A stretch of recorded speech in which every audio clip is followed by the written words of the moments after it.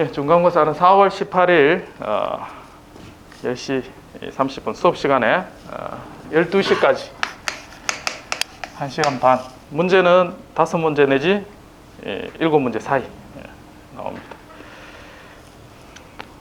시험 범위는 오늘 배우는 6장까지. 지난 시간까지 배운 데 대한 질문이 있습니까? 예, 없으면 6장 진도를 나가겠습니다. 자, 6장은 스테빌리티에 대한 얘기입니다. 일반적으로 우리가 제어에서 제일 중요하게 생각하는 건 두 가지만 생각하면 됩니다. 자, 하나는 스테빌리티, 하나는 퍼포먼스. 퍼포먼스에 대한 얘기는 지난 시간에 5가지 정도 살펴봤죠. 시간하고 그 다음에 크기에 대한 이야기.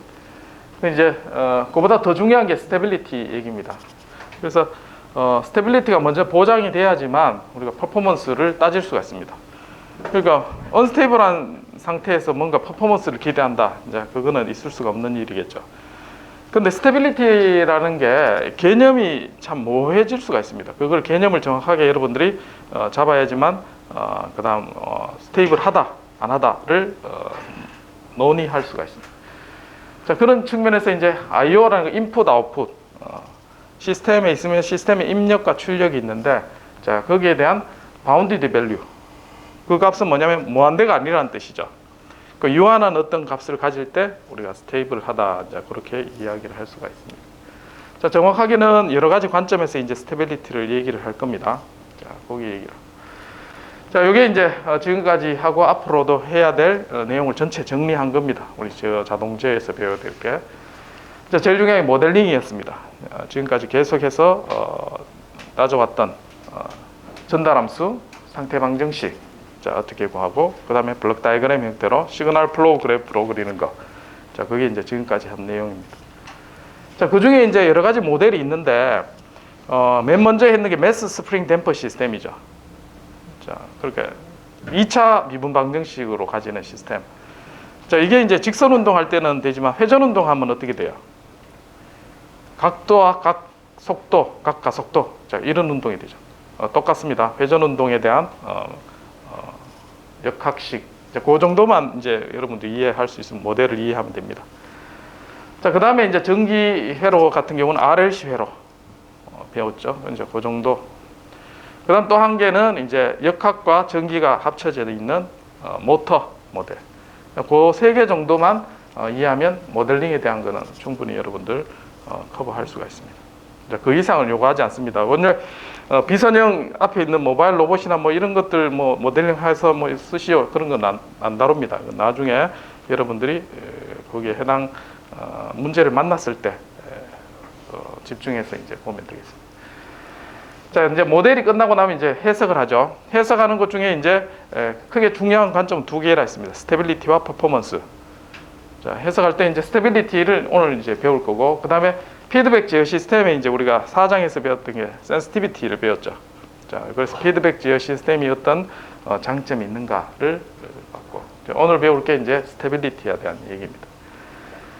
자, 그 다음 타임 도메인과 그 다음 프리쿼시 도메인 둘 다 이제 우리가 따지는데, 자동제에서는 주로 이제 프리쿼시 도메인에서 따지고, 지금은 이제 우리가 시간 영역에서의 퍼포먼스, 지난 장에서 우리가 5장에서 다뤘죠. 시간 영역에서의.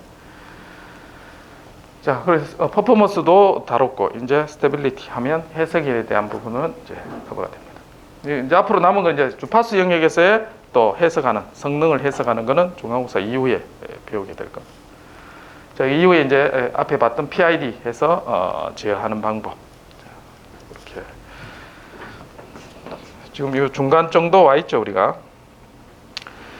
자, 시스템 퍼포먼스는 크게 이제 2개, 시간 영역과 주파수 영역 2개에서 나눠집니다. 시간 영역에서는 지난 시간에 다뤄봤던 것처럼 이제 시간 축에 있는 스펙과 그 다음에 크기에 해당되는 스펙, 그렇게 해서 성능을 따집니다. 자, 거기에 해당되는 라이징 타임, 세틀링 타임, 이거 위에도 몇 개 더 있죠. 그 다음에 이제 중간고사 이후에 배울 게 이제 프리퀀시 도메인에서의 퍼포먼스입니다. 프리퀀시 도메인에서의 대표적인 게 밴드위드스, 그 다음에 개인 마진, 페이지 마진 이런 게 있습니다. 요 개념은 나중에 이제 배우게 될 겁니다. 자, 그래서 주파수 영역에도 이런 퍼포먼스 해석하는 게 있구나라고 이해하면 되겠습니다. 자, 시간 영역에서 이제 퍼포먼스 해석을 어떻게 했느냐? 자, 일반화된 식을 우리가 앞에 5장에서 다뤘습니다. 일반적인 형태의 2차 방정식. 자, 이제 실제 숫자를 넣어가지고 계산하면 뭐 시험 문제는 이렇게 나올 수 있겠죠. 문제 주고 뭐 이걸 푸시오, 라플라스 변환 문제하고 똑같습니다. 결국은 유닛 스텝 함수 입력을 줬을 때 전달 함수를 구하고, 그럼 이제 루프 함수는 구하는 거 이제 아주 익숙하겠지. 자, 이렇게 해서 이제 레퍼런스에서부터 출력까지의 전달 함수를 쉽게 얻을 수가 있습니다. 자, 그래서 이제 입력을 유닛 스텝 함수 입력을 주게 되면 얘를 이제 라플라스 역변환하는 게 이제 yt를 구하는 거예요. 자, 그래서 이제 부분 분수로 나누면 이제 이게 문제가 됐었죠. 자, 이걸 푸는 게 자, 완전 제곱 꼴 형태로 일단은 바꾸고, 자, 그 다음에 s 플러스 2는 코사인으로 바뀔 거고, 자, 그 다음에 상수항에 해당되는 부분, 자, 여기 사인으로 바꾸기 위해서 루트 21을 곱하고 나눠주게 되겠습니다. 자, 그러면 이제 얘는 코사인, 그리고 익스포넨셜 마이너스 2t가 포함이 되겠죠. 얘도 마찬가지 익스포넨셜 마이너스 2t 사인에 해당되는 값이 나옵니다. 자, 이렇게 보니까 이제 눈으로 보니까 쉽죠. 근데 이제 여러분 직접 풀으라 하면 또 연습 안 하면 풀기가 어렵습니다. 직접 풀어보셔야 돼요. 자, 그래서 라플라스 역변환하면 이제 1 빼기 코사인과 사인 텀이 나오고, 자, 사인과 코사인을 합치는 방법 수업 시간에 했었죠. 자, x축은 만약에 사인으로 합친다 그러면 x축이 사인, y축이 코사인, 코사인으로 합치면 x축이 코사인, 그렇게 이제 합치면 되겠습니다. 요건 크기가 1이고 요는 루트 21분의 2. 그래서 이제 크기를 합치고 그 다음에 페이지를 합치게 되면 다음과 같이 우리가 값을 구할 수가 있습니다. 자, 이걸 가만히 보면 자, 여기에 있는 게 DC 성분, 시간이 변하도록 일정하게 가는 DC 성분 값이 되고, 자, 시간이 무한히 지나면 얘는 이제 익스포넨셜에서 사라지죠. 그래서 결국은 스테디 스테이트는 1로 갑니다. 자, 그러면 라플라스 변환에서도 우리가 그걸 알 수가 있습니다. 자, 여기서 보면 정상 상태 값을 알려면 s 곱하면 되죠. s 곱하고 s 대신에 0 넣으면 25분의 25 1이 되는 걸 알 수가 있죠. 자, 원래 미분 방정식에서도 이제 우리가 그걸 알 수가 있습니다. 어쨌든 자, 이렇게 해서 그 다음에 여기에 해당되는 부분이 그래프로 그리면 파란색으로 이렇게 해서 이제 사인 함수하고 익스포넨셜 줄어드는 값으로 이렇게. 그럼 요거 두 개 더하면 이제 최종 출력이 되겠죠. 그래서 시스템의 출력은 두 가지에 결정됩니다. 하나는 초기 값, 그 다음 또 하나는 입력에 대한 값. 그럼 원래 특성은 어디에 이제 많이 가지고 있느냐? 시스템의 전달 함수의 특성을 다 가지고 있죠. 그 특성이란 게 특성 방정식, 전달 함수의 분모가 0이 되는 폴에 해당되는 그 근이 이제 이 시스템의 특성을 나타내게 됩니다. 마이너스 2와 허수근은 루트 21. 자, 그래서 이제 주파수에 따라서 얘가 어떻게 나오고 그 다음에 얼마만큼 빨리 줄어드는지, 자, 그걸 이제 지난 시간에 우리가 계속 다뤄봤던 내용입니다. 자, 이제 이번 장에서 배워야 될 거는 이제 앞에는 퍼포먼스 5장에서 했던 내용들을 살펴봤고, 자, 이제 스테빌리티를 할 텐데, 스테빌리티는 일반적으로 스테이블한 시스템을 가지고 이제 우리가 퍼포먼스를 논할 수 있어야 됩니다. 그래서 어떤 게 스테이블한 건가? 제일 처음에 접근한 거는 우리가 어떤 시스템이 있을 때 얘가 스테이블하다라고 얘기하는 게 일반적으로 뭐냐면, 내가 입력을 줬는데 출력이 발산하지 않는 거죠. 무한대로 안 가는 거. 그래서 바운드된 출력이 가지는 거예요. 이게 스테빌리티. 그래서 이제 그런 관점에서 비보 스테빌리티랍니다. 바운디드 인풋, 바운디드 아웃풋. 입력을 유한한 어떤 입력을 줬는데 출력은 어떻다는 거예요. 발산하지 않고 유한한 어떤 값을 가진다. 자, 요거를 이제 우리는 일반적인 관점에서 이제 비보 스테빌리티, 그렇게 이야기를 합니다. 스테이블 시스템이란 거. 자, 근데 이제 어쨌든 이거를 우리가 앞에 전달함수 형태에서 살펴보면 해석을 할 수 있어야 되겠죠. 그래서 우리가 원하는 거는 뭐 개념적인 출력이 뭐 바운드 된다 이게 아니고 시스템을 보고 얘가 얘는 스테이블하다, 얘는 아니다 이렇게 구분하고 싶은 거예요. 자, 제일 쉬운 게 이제 앞에서 우리가 살펴봤던 전달함수의 특성 방정식을 보고 실근이 좌반 평면에 있으면 되죠. 음의 값을 가지면. 자, 이렇게 이제 따지면 제일 쉽습니다. 자, 근데 고차 방정식이 되면 예를 들면 이제 S에 5승 더하기 쭉 해서 이제 이런 게 되면 풀기 어렵죠. 지금 근데 매트랩으로 루트 하면 쉽게 우리가 알 수가 있습니다. 자, 근데 그거를 알려는 게 아니고 이 안에 우리가 이제 어떻게 개인이 포함됐다 이렇게 됐을 때 그럼 스테이블하게 만드는 이 개인을 찾아주시오 이런 문제가 발생했을 때 자, 그러면 얘가 어떻게 하면 근에 해당되는 값이 음의 실수하고 그 다음에 제오메가 허수가 있을 텐데 이 실수 값이 음이 될 건가? 자, 그거를 이제 찾아보려고 하는.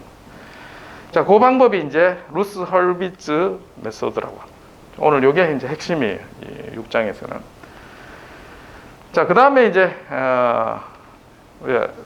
여기서 이제 비보 스테빌리티 얘기했고, 그 다음에 이게 이제 특성 방정식을 보고 우리가 스테이블 하냐 안 하냐 이거 했죠. 그래서 그걸 갖고 우리는 뭐 하냐면 absolute stability랍니다. absolute 절대 안정성. 스테이블 하다 안 하다 이게 이제 판정하는 거 절대 안정성. 자, 요 관점은 좀 다르죠. 입력과 출력과의 관계를 가지고 스테이블 하다를 얘기하는 비보 스테빌리티. 자, 이렇게 얘기하는 거 absolute stability 절대 안정성. 여기에 해당되는 겁니다. absolute stability. 그 다음 또 하나 나오는 게 이제 relative stability 나와요. 이 시스템보다 저게 상대적으로 더 안정하다 이런 게 얘기하고 싶을 때 자, relative 세 개의 스테빌리티 개념이 있습니다. 비보, absolute, relative stability. 자, 스테빌리티 개념을 우리가 이 그림을 보면 뭐 직관적으로 나옵니다. 자, 어느 시스템이 제일 스테이블한가요? 당연히 이렇게 써 있는 게 스테이블한 시스템이죠.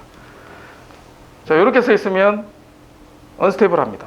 근데 그림을 보면 그러는데 뭘 갖고 얘는 언스테이블하다고 얘기할까요? 얘도 잘 세우면 가만 써 있잖아. 얘도 이제 가만히 있는 거고. 그럼 뭘 갖고 여러분들이 느끼기에는 스테이블하다, 언스테이블하다.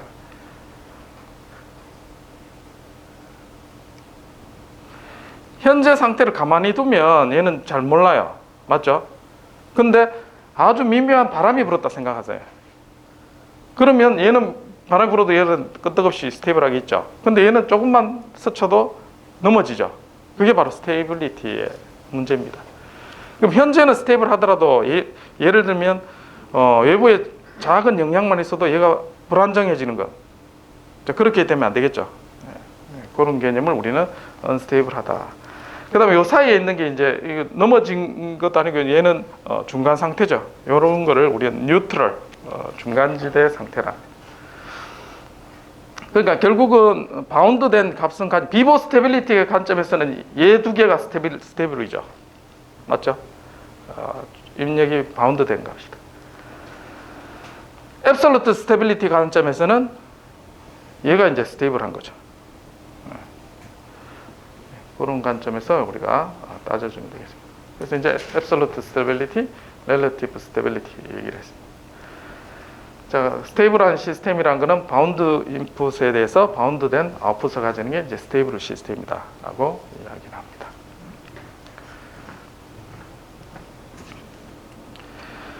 자, 이 출력을 보면 이제 스테이블하면 이제 폴의 라플라스 변환 관점에서 이제 살펴보면 폴이 좌반 평면에 있으면 이렇게 이제 무조건 0으로 이렇게 수렴을 합니다. 얘는 확실하게 이제 스테이블합니다. 그리고 이제 오른쪽에 폴이 있으면 이제 얘가 발산을 하게 되겠죠. 자, 그래서 언스테이블이다 이 얘기를 할 수 있는데, 자, 폴이 하나 있으면 여기에 원점에 있으면 1이 되죠. 0으로 수렴하는 것도 아니고 1이 됩니다. 만약에 요 위에 있으면 복소근을 가지면 어떻게 됩니까? 역변환하면 바운디드 아웃풋을 가지면 비보 스테빌리티 관점에서는 스테이블하죠. 자, 그런데 얘는 앱솔루트 스테빌리티 관점에서는 뉴트럴이라고 이야기를 할 수 있습니다. 자, 스테이블한 것도 아니고 언스테이블한 거다. 만약에 원점에 폴이 두 개 있으면 어떻게 될까요? S제곱분의 1. 지난번에 했죠. 뭐가 됩니까? S제곱분의 1. T가 포함되죠. 맞죠? 그래서 발산합니다. 그래서 폴은 무조건 여기 뉴트럴 쪽에 하나만 허용을 해줘요. 두 개 되면 그때부터는 스테빌리티 깨지게 됩니다. 자, 예를 들면 이런 쪽에 이제 우리가 실생활에서 많이 찾았어요. 스피커에서 하울링이 일어나는 거. 전형적인 언스테이블한 시스템이 됩니다. 발산하는. 자, 앞에 시뮬레이션 하는 거 잠시 봤지만 자동차도 이제 핸들 조정하다 보면 발산하게 되면 전복하게 되겠죠. 자, 이게 언스테이블한 경우가 되겠습니다. 자, 형상을 한 개 볼 텐데 타코마의 다리 여기 이제 살펴가 보면 동영상이 되나? 자, 여기 1940년도에 워싱턴주에 11월 7일 오전 가벼운 폭풍이 불었지만 생긴 지 얼마 안 되는 현수교가 아찔할 정도로 출렁거렸습니다. 공사한 지 얼마 안 됐는데 사람들이 이때 보면 신기술이다 이렇게 생각합니다. 해도 어떤 폭풍으로 견뎌낼 수 있게 설계된 공학적인 해가라는 칭송을 받던 달이었습니다. 그러나 시속 67.2km에 불과한 바람에도 다리 중앙부가 심하게 흔들렸습니다. 크게 센 폭풍이 분 게 아니라 산들바람이 사운드를 걷는 사람들. 봐요, 이 바람이. 우리의 다리가 흔들리도록 설계된 걸로 알고 처음엔 그저 호기심만 보였습니다. 그러나 그게 아니었습니다.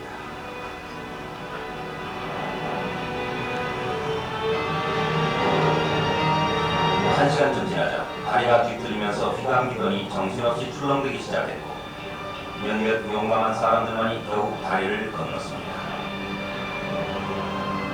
사람 건너고 있어요. 바람이 잠잠해지고 난 뒤에도 일단 파성이 붙은 다리는 성난 파도처럼 출렁이며 한꺼번에 옆으로 몇 개의 파고를 만들었습니다. 이거 마침내 다리 전체가 공학적인 히스테리라고밖에 설명할 수 없는 상태에 빠졌습니다.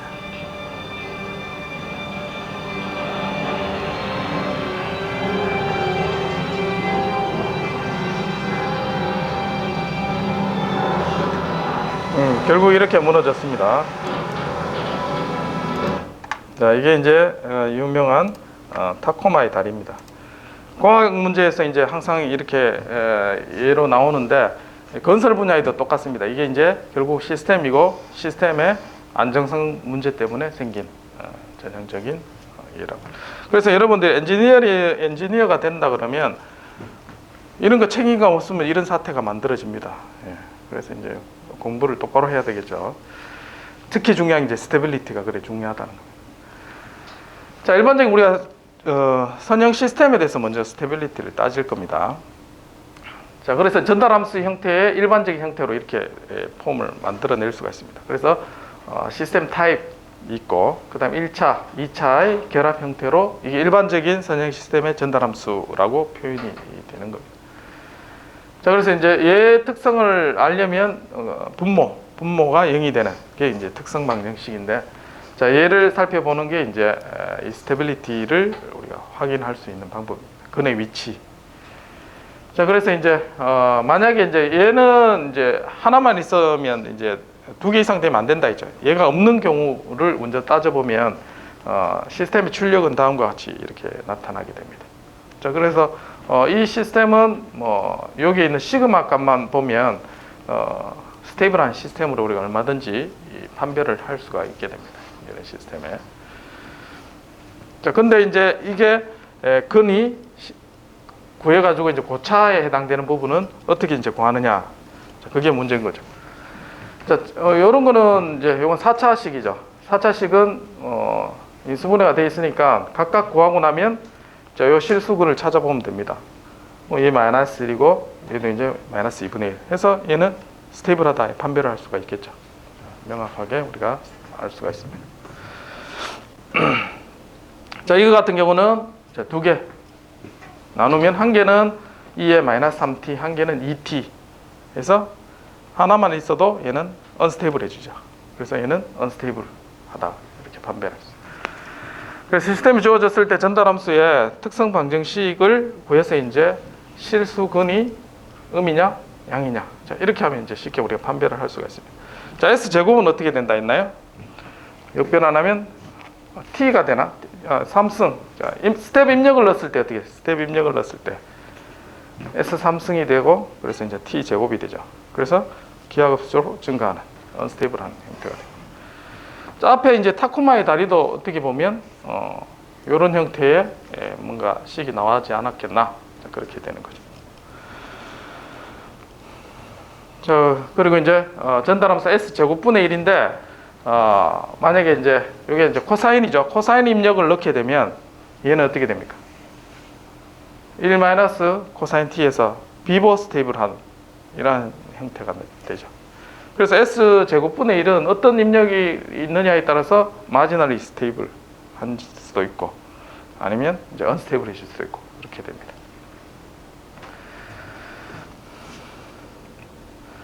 자, 그 다음에 우리가 상태 방정식 형태로 나타내면, 자, 요거는 이제 두 개의 연립 미분 방정식으로 나타납니다. 그래서 U가 X1을 변화시킵니다. 그리고 이 X1의 변화가 X2를 변화시키고 X2닷에 이제 변화가 생기겠죠. 그럼 얘는 뭐 U가 없을 때 생각해 보면 얘는 스테이블하게 이제 되는 게 맞겠죠. 근데 이제 얘는 X2닷에 X2니까 얘가 또 영향을 주겠지만 얘가 이제 양이죠. 지금 양의 미분 방정식입니다. 그래서 얘 때문에 언스테이블합니다. 얘는. 근데 얘 전달함수를 한번 구해볼게요. 우리가 상태 방정식이 주어졌을 때 전달함수는 어떻게 구합니까?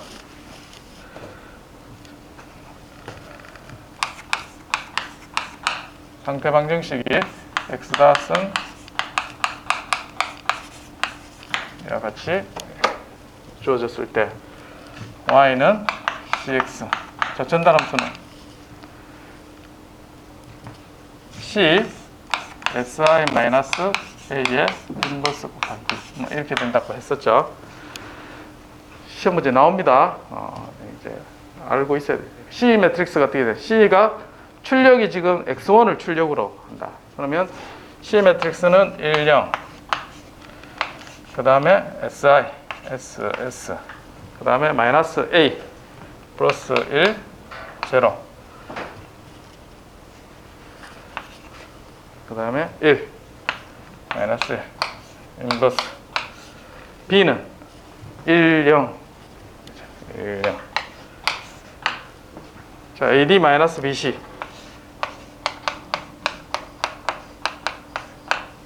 분해 바꾸고 마이너스 1. 자, 인버스 1, 0. 1, 0. 자, 이 매트릭스 연산을 하면 되겠죠. 자, 그러면 뭐가 없어지느냐? 얘가 이제 서로 상쇄됩니다. 그래서 전달함수는 구하면 S 플러스 1분의 1 이렇게 나와요. 자, 분명히 2차 시스템인데 얘가 분모 분자가 상쇄돼 가지고 S 플러스 1이 되어 버렸습니다.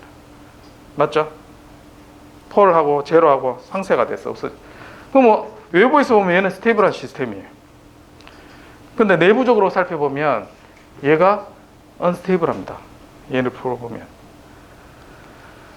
얘를 이제 그러니까 결국은 여기에 있는 요게 이제 결정을 짓게 되죠. 얘의 아이젠 밸류, A의 아이젠 밸류를 구해보면 1하고 마이너스 1이 나옵니다. 자, 그래서 나중에 또 이야기하겠지만 시간 영역에서의 앞에서 우리가 라플라스 변환에서 스테빌리티는 특성 방정식의 근을 따졌는데 시간 영역에서의 보면 이 매트릭스의 아이젠 밸류를 체크해서 모두 음이 돼야 됩니다. 그래서 요거는 양이 있으니까 얘는 언스테이블하다. 근데 전달함수는 스테이블하다 이렇게. 비보 관점에서 스테이블한 겁니다. 자, 요때는 이제 입출력만 살펴본 거. 원래 내부적으로 시스템을 봤을 때는 이게 이제 정확하게 언스테이블한 시스템이라고 디파인 할 수가 있습니다. 그리고 두 가지 관점에서 다 다르죠. 비보 스테빌리티, 일반적인 우리가 내부적인 스테빌리티를 얘기를 할 수가 있습니다. 자, 여기까지가 이제 선형 시스템에 대한 스테빌리티를 이야기를 하는데, 그럼 대부분의 자연계에 있는 시스템은 이제 비선형입니다. 비선형 시스템은 어떻게 해석을 하느냐? 지금까지 나와 있는 방법은 한 가지밖에 없습니다. 뭐냐? 리아프노프 스테빌리티. 리아프노프는 130년 전 리아프노프 러시아 수학자입니다. 이 사람이 어떻게 이 비선형 시스템을 스테빌리티를 따질 거냐, 이제 이걸 만들어낸 거예요. 그 이후에 없습니다. 그래서 여러분들이 만들면 엄청난 대가가 될 수가 있어요. 그 개념이 뭐냐면 어떤 시스템이 주어졌을 때 그 상태를 가지고 함수를 만들어요. 근데 이거는 스칼라 값을 가져요. 스칼라 값. 이 스칼라 값을 가진 함수가 자, 다음 같은 형태를 가집니다. 파란색 형태. 자, 그러면 이 특징이 이제 0보다 클 때는 항상 0보다 크고, 그 다음에 미분해서 0보다 항상 작으면 자, 이 시스템은 안정하다 판별할 수가 있어요. 자, 그렇게 판별을 해도 예를 들면 자, 요 함수를 우리는 리아프노프 함수라고 합니다. 그래서 이 함수를 이렇게 x1과 x2를 포함한 식으로 둔 다음에 0보다 크죠, 분명히. x가 0이 아닌 다른 점에서는 항상 0보다 큽니다. 자, 그 다음 미분을 해볼게요. 미분은 해보면 2x, x1 미분 요 식을 넣고 x2의 미분 해서 해보니까 얘도 이제 항상 0보다 작게 되겠죠. 제곱 형태로 됐으니까. 그래서 이 시스템은 해보면 스테이블하다라고 이야기를 할 수가 있습니다. 자, 앞에서 차이가 뭐냐면 얘도 이제 마이너스고 얘도 마이너스가 있으니까 스테이블하게 되는 거예요. 그런데 부호가 만약에 바뀌면 언스테이블 하겠죠, 얘는. 그래서 0보다 작다는 걸 증명할 수가 없습니다. 자, 이렇게 일반적인 비선형 시스템 스테빌리티를 따집니다. 그래서 요거 뒤에 자세한 내용은 여러분들이 대학원 과정에서 하고 자동제에서는 비선형은 이렇게 한다. 그리고 케이스 바이 케이스로 미분 방정식에 따라 다른 리아프노프 펑션을 찾아야지만 우리가 증명을 할 수가 있습니다. 어렵겠죠, 그러니까 일반화된 방법은 없습니다. 케이스 바이 케이스로 찾아야 된다. 자, 이제 선형 시스템에 대해서 우리가 주로 다룹니다.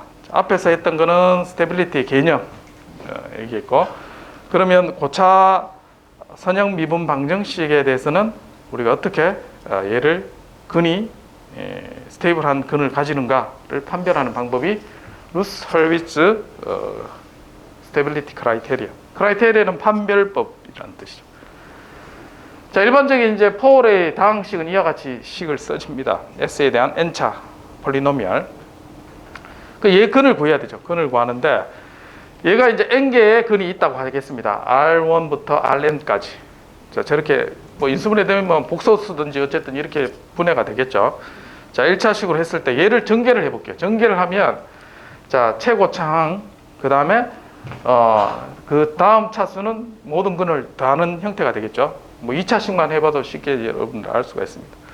자, 그 다음은 2개씩, 그 다음은 3개씩, 그 다음에 3개의 근을 나머지 걸 모두 곱한 거.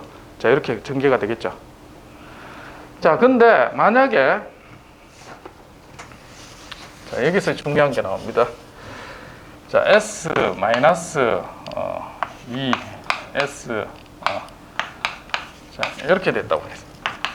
자, 얘 전개하면 S 제곱, 그 다음에 S 항, 그 다음에 곱한 항 이렇게 나오는데 얘 근이 지금 여기 보면 둘 다 이제 마이너스죠. 자, 음이면 자, 여기에 마이너스에 하면 얘는 어떻게 돼요? 부호만 따져볼게요. 부호가 이게 음이고 마이너스다. 부호가 양이 되죠. 얘는 두 개 이제 2개 하면 양 무조건 양이 되죠. 그럼 얘도 양. 그 다음에 3개짜리 하면 마이너스 있으니까 3개짜리 부호가 어떻게 돼요? 얘도 양. 그 다음에 얘의 개수에 따라서 지금 2개니까 n이 제곱해서 없어지죠. 3개짜리면 또 마이너스가 있고 해서 결국은 얘도 양. 맞죠? 자, 그래서 얘가 고차항으로 이렇게 쭉 해서 되더라도 모두 이 근이 음을 가질 최소 조건은 뭐다? 여기에 있는 개수들이 모두 양이 돼야 돼. 되죠? 왜 양이 돼야 되는지 이유를 알겠죠? 그래서 모두 양이어야 된다. 중간에 만약에 이제 S 5승 더하기 4S 4승 마이너스 3S 삼성 이렇게 됐다. 물론 얘도 양을 가질 음을 가질 수는 있겠지만 최소 조건이 마이너스 있으면 안 됩니다. 무조건 양이 돼야 된다. 됐죠? 자, 근데 양이 되는 게 최소 조건이 된다. 모두.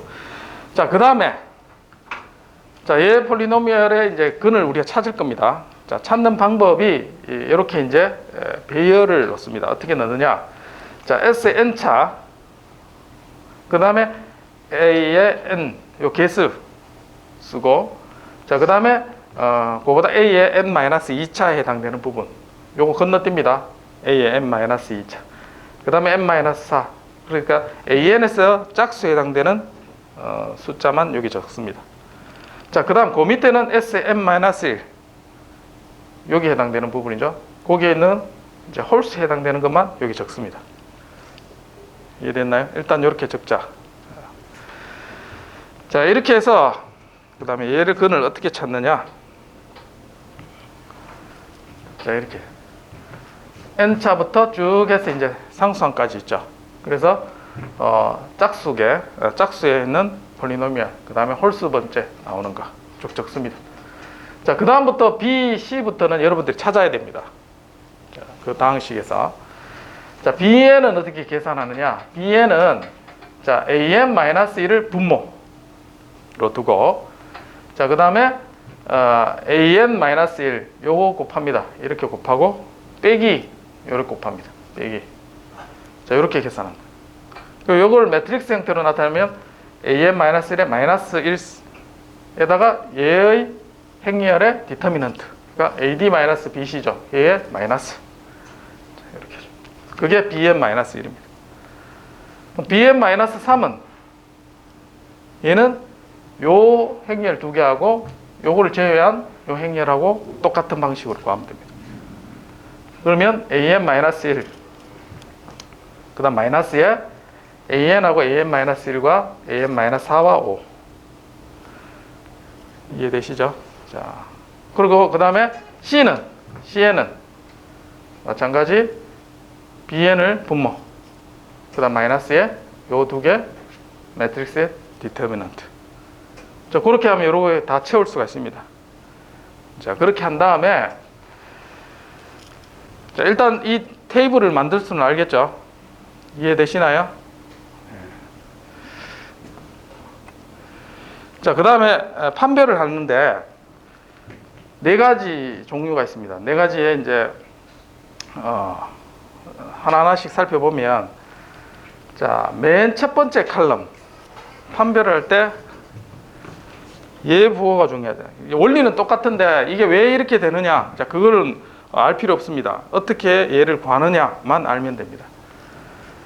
그래서 여기에 있는 부호가 모두 양수가 되면 이 폴리노미얼은 모두 음의 근을 가집니다. 모두 양수.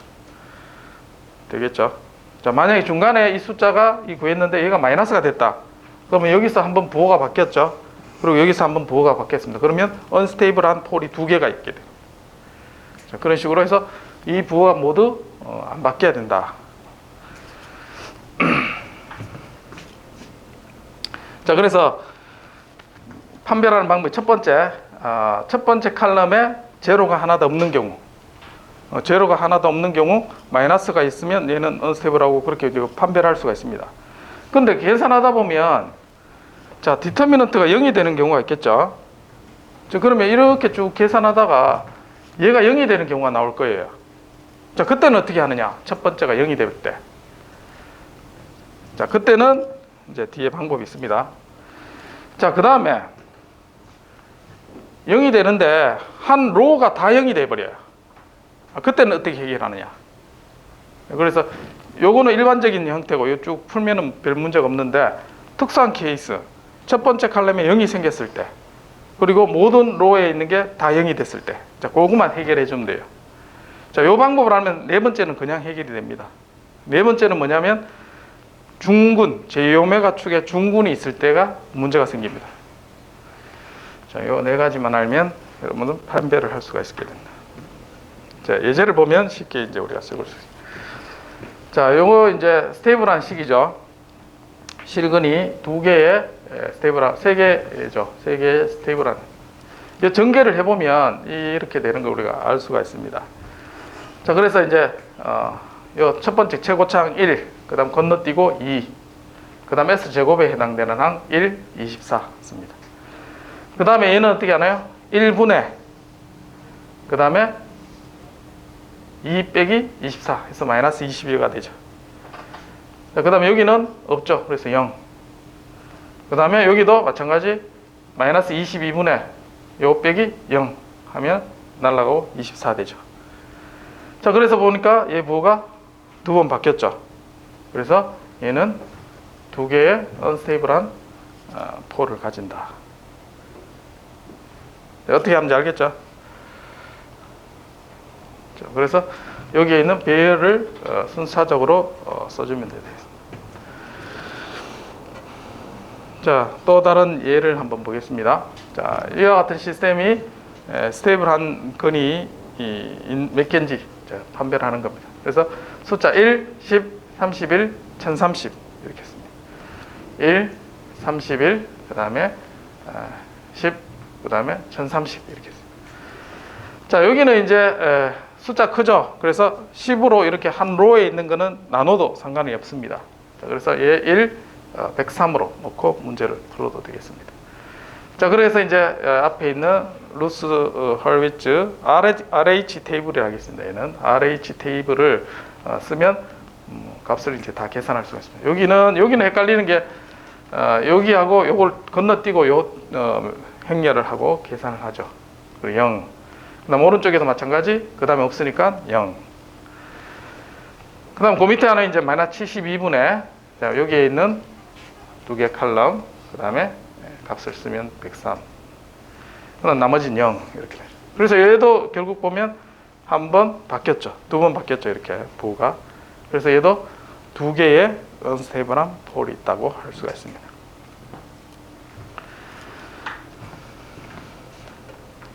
자, 그 다음 요거를 한번 봐요. 자, 두 번째 케이스입니다. 자, 일반적인 케이스에 이제 0이 없을 때는 쉽게 우리가 판별을 할 수가 있고, 자, 요거는 이제 쭉 해서 계산해 보니까, 자, 해보면, 자, 2분의, 그 다음에 2, 4, 빼기 4 하면 0 돼버렸죠. 0, 6, 0 이렇게 나옵니다.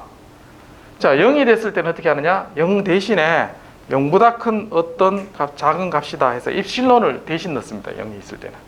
그게 두 번째 방법이에요.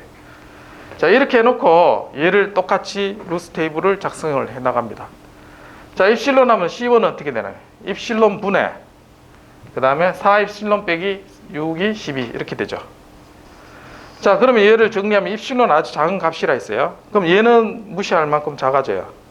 그러면 얘는 양의 어떤 숫자라 했죠. 그러면 마이너스 12 해주면 결국은 얘는 음의 부호를 가집니다. 그래서 C1은 음의 부호를 가진다라고 이야기할 수 있어요. 그럼 D1도 마찬가지 입실론을 가진 식을 그대로 가지고 계산을 합니다. 자, 그러면 C1분의 이와 같이 계산이 되고 얘는 결국은 C1 입실론 작은 값이니까 나누면 6이 됩니다. 자, 그래서 얘는 그래서 부호가 두 번 바뀌죠. 그래서 이 식은 언스테이블한 폴이 두 개 있다 이렇게 판단하죠. 그러니까 두 번째 경우 첫 번째 칼럼에 0이 됐을 때 해결하는 방법. 자, 되겠죠? 네, 입실론으로 되겠습니다. 중간에 모르면 질문해도 됩니다. 자, 이거 같은 경우 똑같습니다. 자, S의 5승부터 5, 그 다음에 3승, 그 다음에 5 마지막, 그 다음에 S의 4승 짝에 해당되는 거 쓰고, 자, 앞에 있는 식대로 자, 2분의 그 다음에 3이 6 빼기 6 하면 0 됐죠. 자, 그리고 계산하면 얘를 입실론으로 바꿉니다.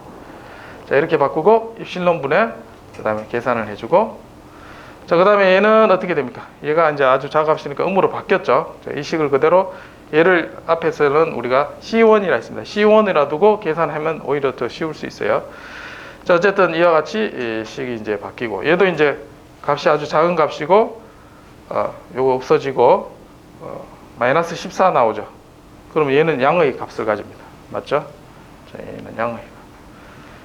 얘는 마이너스에서 음이 되죠. 그래서 이렇게 한번 바뀌게 되는 두 번.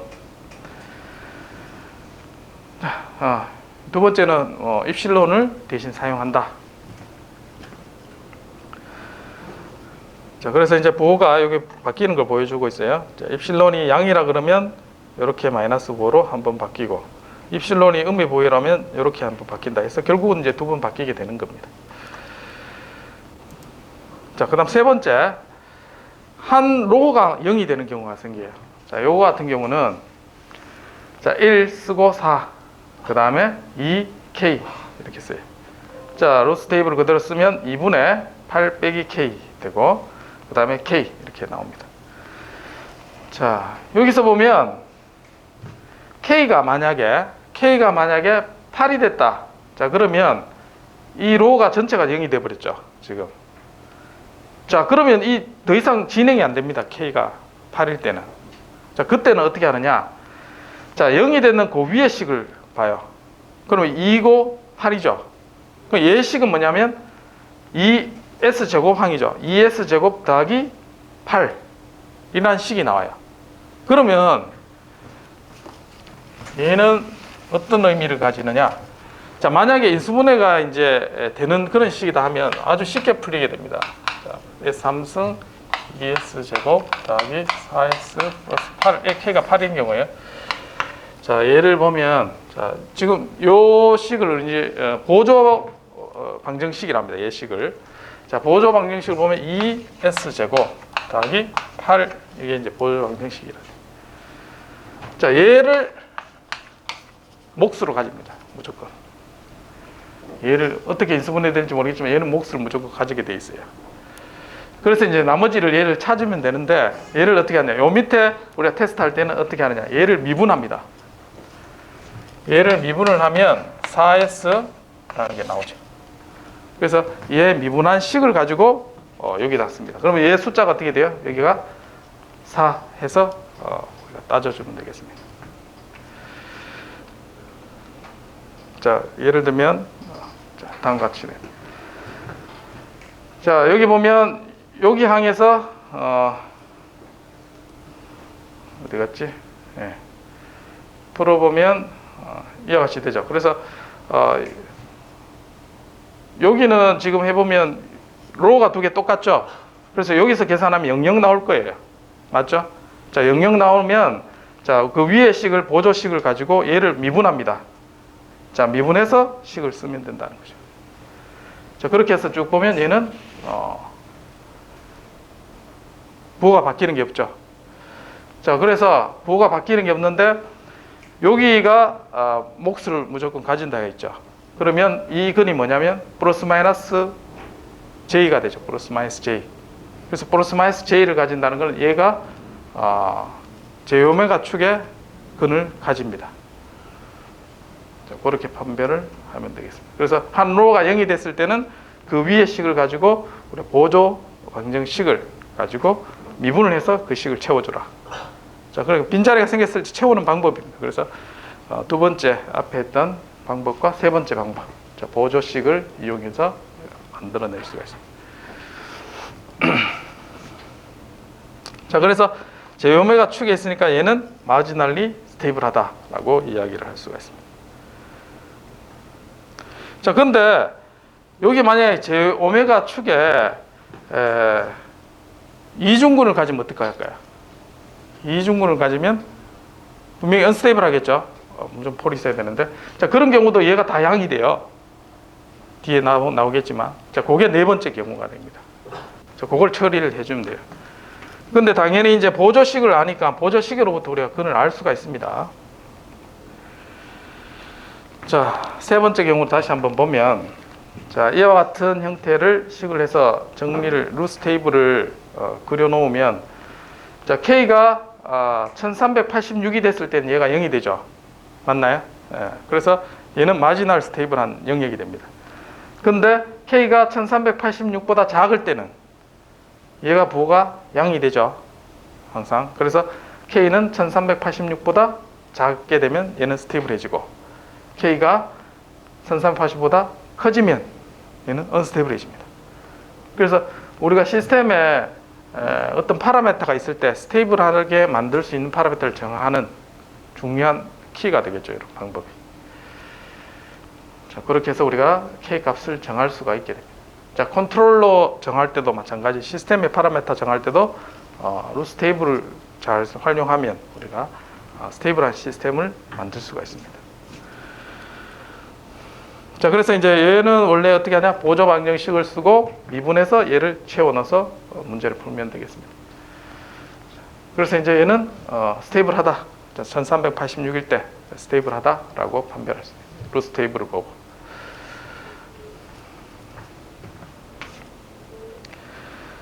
자, 그 다음에 여기서 이제 어떤 식은 짝수, 그 다음에 어떤 식은 홀수 폴리노미얼, 그렇게 있죠. 그래서 짝수 폴리노미얼을 가지면 홀수 같은 경우는 이렇게 됩니다. 짝수 곱하기 홀수 이렇게 되죠. 그러면 얘는 어떻게 되냐면 근이 만약에 언스테이블해지면 제오메가 축에 이제 근이 두 개 가지게 됩니다. 이렇게. 얘는 실수근을 가지죠. 맞죠? 그래서 만약에 짝수면은, 짝수 폴리노미얼이면 무조건 이제 홀수면은 두 개의 근을 이렇게 가지는 형태가 되고, 자, 홀수가 되면 한 개는 무조건 실수근을 가지는 형태. 자, 이렇게 근을 가지게 됩니다. 요게 이제 그걸 나타내게 되는 거죠. 두 개가 이제 실수근을 가질 때 한 개는 양, 한 개는 이렇게 되죠. 근데 만약에 이제 복소수근을 가지면 이와 같은 축의 근을 가지고, 또는 여기 이제 C 포인트에 되면 이제 스테이블한 이런 경우가 되고, 두 개 복소수인데 실근이 허수가 가지면 이제 언스테이블해지는, 그렇게 우리가 판별을 할 수가 있습니다. 자, 그래서 이제 미분해서 한다는 게 이제 이런 의미를 가집니다. 앞에 우리가 폴리노미얼에서 미분해서 적는 게, 자, 보조 방정식이 이와 같이 돼 있으면 얘가 제오메가 축에 이제 두 개의 근을 가지는 경우가 되는 거죠. 자, 그래서 미분하면 부호가 안 바뀝니다. 자, 그래서 제오메가 축에 있는 거죠. 얘가 부호가 안 바뀌죠. 미분해도. 자, 근데 이제 만약에 보조 방정식이 이렇게 됐다. 자, 그러면 근이 어떻게 되면 한 개가 스테이블하고 한 개는 언스테이블하게 이렇게 나오죠. 결국 미분하면 얘가 부호가 바뀌게 됩니다. 맞죠? 자, 그렇게 해서 미분한다는 게 그런 의미를 가지고 있습니다. 자, 그 다음 네 번째 개념은, 자, 지금 중군을 가진 경우예요. 앞에 있는 것처럼 한 개 로가 없어져서 중군을 가지는 걸 찾았어요. 자, 해보면 얘가 이제 전체가 0이 돼 버려 지금 이거는. 자, 그런 경우는 얘가 입실론 이래 놓겠죠. 자, 그러면 이제 얘 위에 걸 보면 어떻게 되면 얘가 몫으로 가집니다. 몫으로 써보면, 자, 얘는 S4승, 그 다음에 ES 제곱. 자, 그래서 S에서 플러스 마이너스 J의 중근을 가지는 걸 알 수가 있어요. 맞죠? 이 식을 가지고 판별을 하면 됩니다. 자, 더블 폴이 있으면 어떻게 된다 했어요? 언스테이블이죠. 근데 얘는 입실론에서 쭉 전개를 하면 양이 나와요. 이것만 보고 얘는 스테이블하다 판별하면 안 됩니다. 그렇겠죠? 자, 이때는 안 된다는 경우가 케이스 4가 됩니다. 중근을 가진 건 보조 방정식을 가지고 판별을 하면 정확합니다. 얘는 근이 뭔지를 아니까 우리가. 자, 요거는 우리가 판별을 하면 이렇게 양의 경우가 나옵니다. 그래서 이제 결국은 한 로가 0이 되는, 자, 첫 번째는 첫 번째 칼럼에서 0이 되는 경우는 입실론으로 대체하라. 자, 그거고, 한 로가 0이 됐을 때는 보조 방정식을 찾아서 그게 근이 된다. 자, 그리고 이제 만약에 우리가 여기 책에 나오는 건 최고 해봐야 5차 정도죠. 그러면 2차 만약에 찾았다 그러면 나머지 3차 나오게 되죠. 그럼 그 정도는 여러분 풀 수가 있게 되죠. 그렇게 해서 근을 찾을 수가 있습니다. 자, 그 다음 relative stability.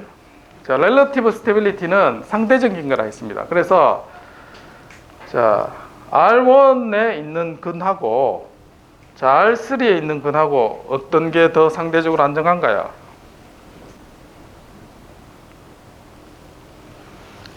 얘가 더 상대적으로 더 안정하죠. 그래서 자, 지금 있는 대로 보면 이제 축의 중심이 여기 이제 원점에서부터 이렇게 거리를 따지죠. 자, 그러면 내가 중심축을 여기다 둔다 생각하면 축을 이동시킬 수가 있죠.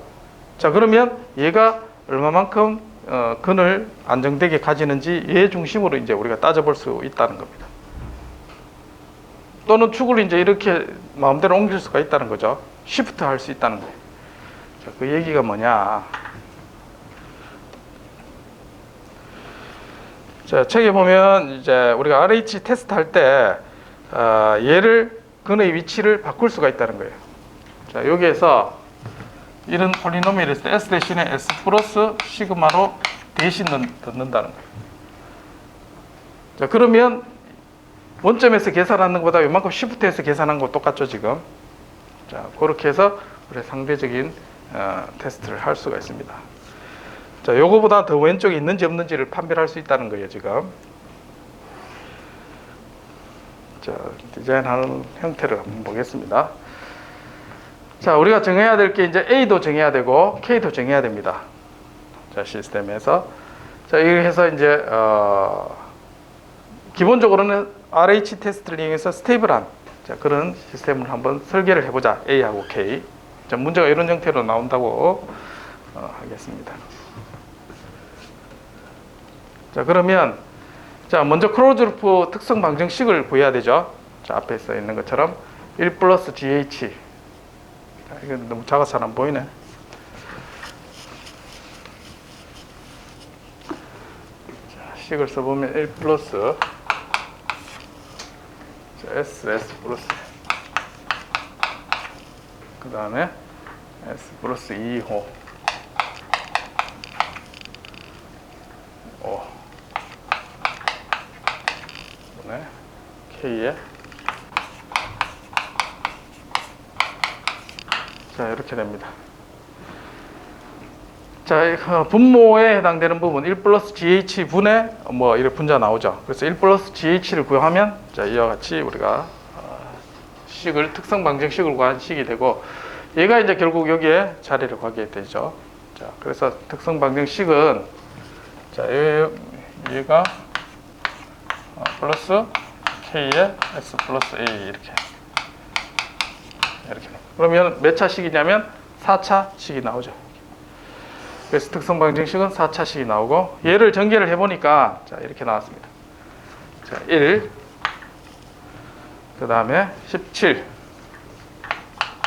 그 다음에 KA 그 다음에 S 여기다 S가 아니고 8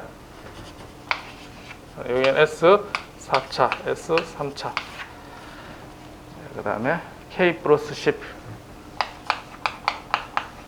0 됐죠. 이래서 루스 테이블을 쭉 그릴 수가 있겠죠. 자, 그 다음에 S 제곱에 해당되는 부분 쭉 해서 이제 식을 세우면 이와 같이 우리가 얻을 수가 있습니다. 그러면 이제 K와 A를 두고 이제 쭉 이렇게 풀어냅니다. 자, 이렇게 풀어내고 자, 여기에 해당되는 부분이 이제 B3에 해당되는 부분이 8분의 126-K. 자, C3에 해당되는 부분이 B3분의 AD-BC. 자, 그래서 조건이 B3가 0보다 커야 되죠. 그리고 C3가 0보다 커야 되고, 그 다음에 KA가 0보다 커야 됩니다. 자, 조건을 이렇게 세 개를 고. 자, 그렇게 하고, 자, 그래서 이제 B3부터 보면 얘가 0보다 커야 되니까 K는 126보다 작아야 된다. 자, 조건이 하나 나왔습니다. K는 126보다 작다. 자, 그 다음에 조건을 보면 KA가 0보다 크게 나오죠. KA가 0보다 크다. 두 번째. 세 번째, C3를 보면 K와 A에 대한 식으로 나옵니다. K와 A에 대한 식. 그래서 얘를 K와 A에 대한 식, K가 이제 2차 식으로 나오니까 자, X축을 K라 두고 Y축을 A라 둡니다. 자, 그러면 세 번째 식에 해당되는 게 이렇게 나오게 되겠습니다. 자, 그 다음에 조건이 126보다 작다. 자, 여기가 126. 얘보다는 작아야 되고, 그다음에 KA가 0보다 크다. 그러면 A에 대한 식으로 나오죠. K분의 1보다 크다. 그래서 여기 두 개 곱이 0보다 크니까 요 위에 1, 4분면에 해당되는 값이 되겠죠. 그리고 밑에 있는 앞에 식, 세 번째 식. 자, 여기 식에서 여기 작아지는 이 영역에서 우리가 스테이블한 영역을 찾을 수가 있습니다.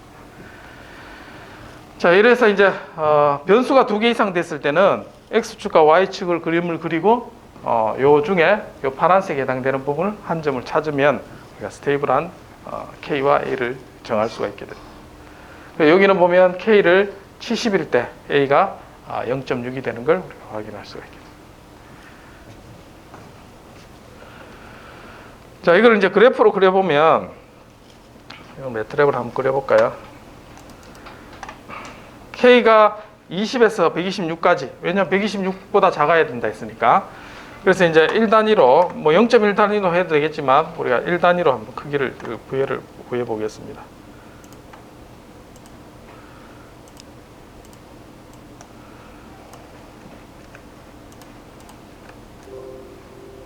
왜? 플랫이 안 돼. 대문자구나.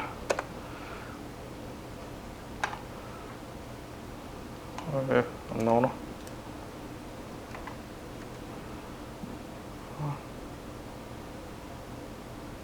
안 나오지.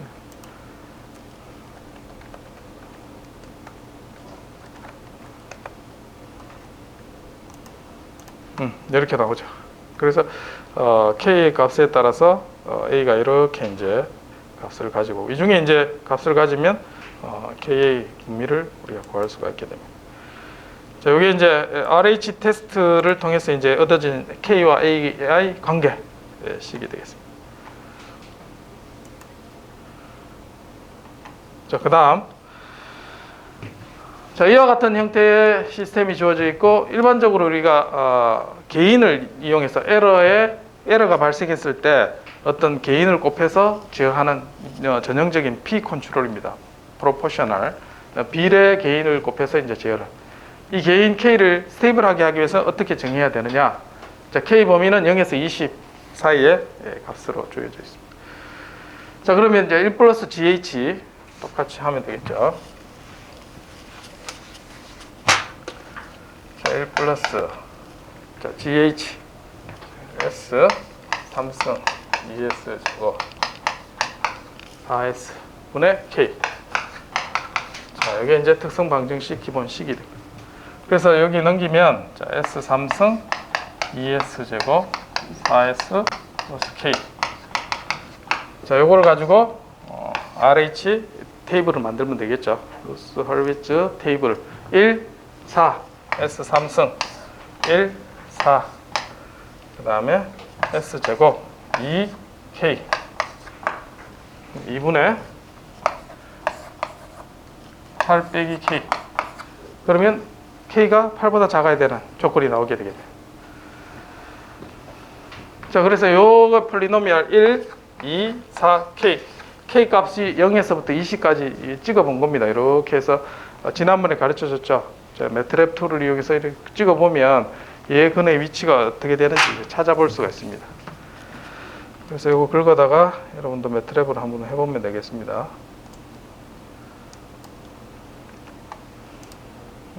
뭐야? 아이고. 자, 그러면 자, 이렇게 나오죠. 그래서 지난번에 연습 문제 할 때 했던 것처럼 3차 하니까 이제 개인이 이렇게 이제 증가해서 가고, 자, 두 개 근은 복소근이 여기에 마이너스 1 실수근을 가지면서 개인 커지면서 이렇게 이제 가는데 0에 해당되는 분이 여기 있죠.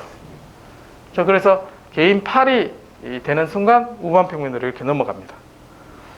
그래서 그의 위치가 이렇게 바뀌는, 개인이 커져가면서 두 개는 우반평면으로 넘어가기 시작하는 그 포인트가 바로 개인 8. 자, 그럼 RH 테스트 해보면 그 개인이 얼마 되는지 바로 알 수가 있죠. 그래서 8보다 작아야 된다는 걸 알 수가 있습니다.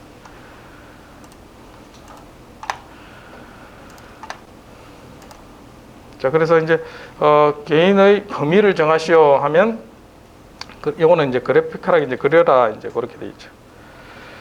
자, 8이 이 마지막 스테이블하게 됩니다. 자, 그다음에 이제 미분 방정식 형태로 나온다 그러면, 자, 우리가 이제 시그널 플로우 그래프를 이용해서 얘를 이제 상태 x1 그다음에 x2 닷에 해당되는 두 개의 식을 구할 수 있고, 얘를 통해서 이제 전달 함수를 구할 수 있겠죠. 자, 그래서 구하면 다음과 같이 특성 방정식이 나옵니다.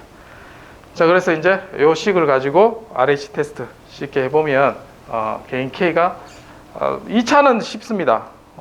다 각 폴리노미얼이 0보다 크면 되죠, 그냥. 그래서 K가 3보다 크면 됩니다. 자, 그렇게 하면 얘가 스테이블해진다. 자, 그래서 상태 방정식으로 주어졌을 때도 우리가 특성 방정식만 찾으면 해결이 됩니다. 자, 그거하고 같은 의미가 상태 방정식이 다음과 같이 벡터 형태로 주어졌을 때는, 자, 얘가 결국은 어떻게 되느냐?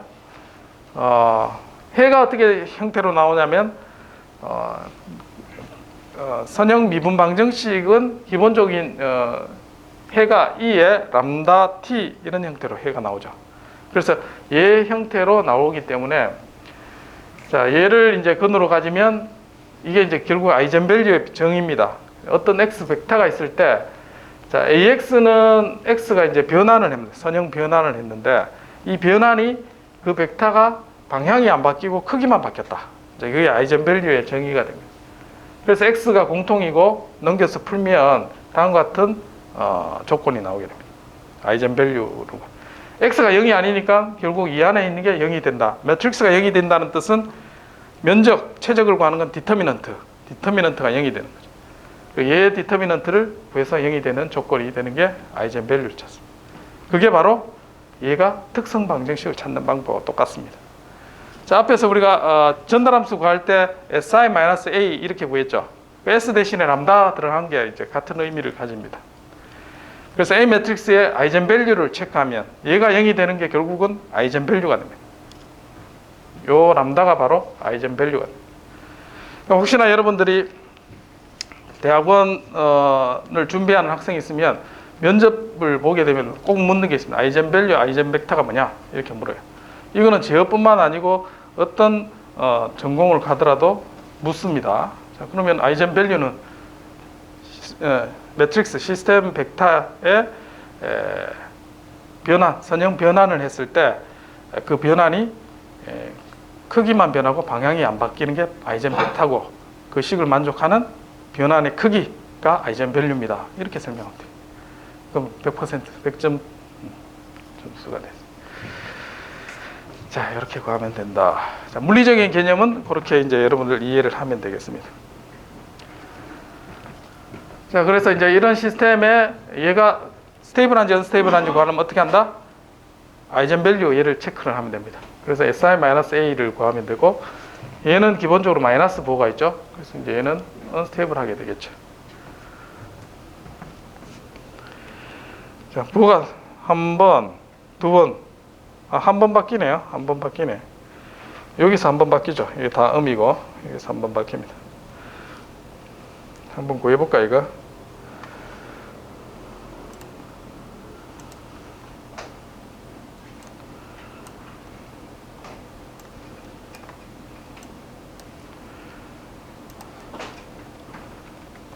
루트 1 마이너스 6 마이너스 7 마이너스 52 갈로 해야지, 갈로.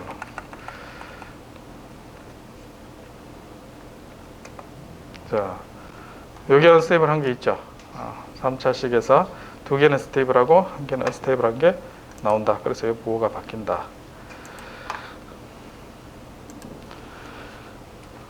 자, 그래서 이제 이렇게 테스트해도 됩니다.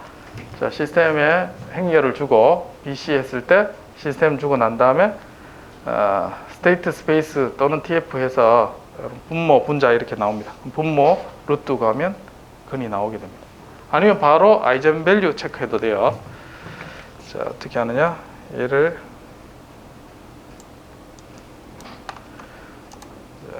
A 매트릭스를 정하고, 자, A는 이렇게 나왔습니다. 자, A에서 EIG A 하면 얘가 근이 됩니다. 그래서 한 개 언스테이블하죠. 판별하기 너무 쉽습니다. 이게 매트릭스. 자, 아이젠밸류가 그런 의미를 가지고 있습니다. 자, 그래서 여러분들이 시스템을 해석한다 했을 때 얘를 상태방 정식으로 표현하면 너무 쉬워져요. 그럼 상태방 정식은 A 형태의 매트릭스가 나오고 얘 아이젠밸류만 체크하면 얘가 어떤 응답을 가질지 바로 나오게 됩니다. 그렇게 심플하게 정리가 됐습니다. 지금 자, 복잡한 전달함수 형태에서 우리가 RH 테스트 설계할 때 나타낸. 근데 이것만 안다 해서 예를 들면 우리가 파라메타가 여기에 어떤 K가 있다. 그럼 설계하기 어렵겠죠. 설계하려면 루트 서비스 테이블을 그려서 보호 바뀌는 걸 해서 영역을 정합니다. 최소한 우만 평면으로 안 넘어가게끔 우리가 개인 파라메타는 정할 수가 있다. 자, 그게 6장의 핵심이 되겠습니다. 자, 오늘은 여기까지 하고 질문 있는 학생 질문하시기 바라겠습니다. 20번째 슬라이드.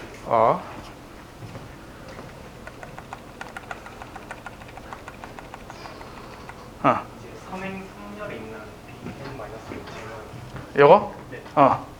쟤는 무조건 0이에요. 앞에 없잖아. 뒤에 0 곱하면 무조건 0이겠지. 또 입실로드가 나타낼 때는 부호만 따지면 값을 따질 필요가 없어요. 값은 따질 필요 없어. 아주 작은 양의 어떤 값이다. 자, 그렇게 따지면. 그러니까 0보다 작으니까 나머지 큰 숫자가 나오면 걔는 이제 무시해도 되겠지. 그렇게 계산하면 됩니다.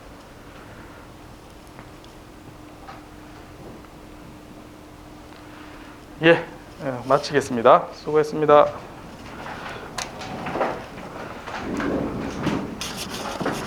녹화 좀 꺼줄래?